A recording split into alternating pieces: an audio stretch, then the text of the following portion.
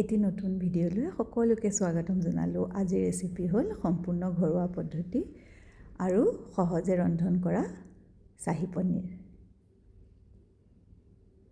তাৰ বাবে এখন কেৰাহীত 2 চামুচ তেল গৰম কৰি ল'লোঁ। তাতে 1 চামুচ জিৰা, 2 চামুচ ধনিয়া, লং, ইলাচি, ডালচেনি দিলোঁ। অকণমান লৰাই ল'লোঁ।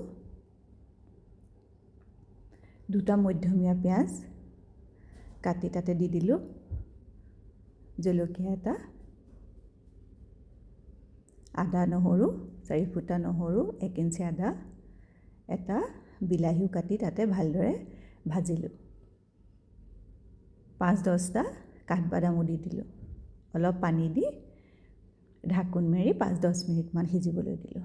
5-10 মিনিটৰ পিছত বিলাহীখিনি সিজি গ'ল। এতিয়া আন এটা পাত্ৰলৈ বা এখন প্লেটলৈ কাঢ়ি থলোঁ। ঠাণ্ডা হোৱাৰ পিছত এটা মিহি পেষ্ট বনাই পেলাম মিক্সিত। কেৰাহীত আকৌ 4 চামুচ বা 5 চামুচ তেল গৰম কৰি ল'ব।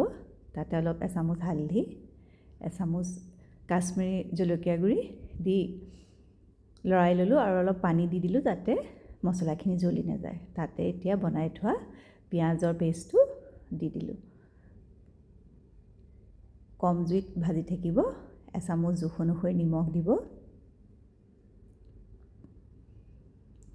মিক্সিৰ জাৰটো ধোৱা পানীখিনিও দি দিলোঁ। তাতে মছলাও বহুত লাগি থাকে।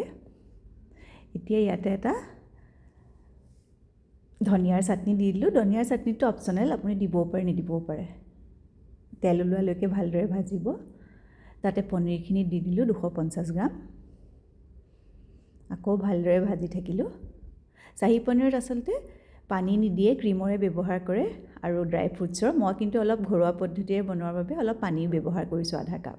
এইটো সম্পূৰ্ণ আপোনাৰ ওপৰত নিৰ্ভৰ কৰে পানী দিয়াটো। অলপ ব্লেক পেপাৰ দি দিলোঁ আৰু 1 চামুচ মাখনো দি দিলোঁ। আন এখন পেনত 2 চামুচ তেল গৰম কৰি তাতে এটা কেপচিকাম কটা দি পেলাই হাই ফ্লেমত 2 মিনিটমান সময় ভাজিলোঁ। তাতে অলপ আদা কাটিও দি দিলোঁ আৰু এটা বিলাহী কটা দি হাই ফ্লেমতে আকৌ 2-3-4 মিনিট সময় ভাজিলোঁ। বেছিকৈ নাভাজিব যাতে মচমচীয়া ভাৱটো থাকে বিলাহী আৰু কেপচিকামখিনিৰ। এতিয়া পনীৰৰ তৰকাৰীখন হৈ গ'ল। তাতে বিলাহী কেপচিকামখিনি দি আৰু 2 মিনিটমান সিজালোঁ। হোৱাত ঢাকোন মাৰি থৈ দিলোঁ। বাতিত উলিয়াই পৰিৱেশন কৰিলোঁ। Tasty shahi paneer ready. ধন্যবাদ।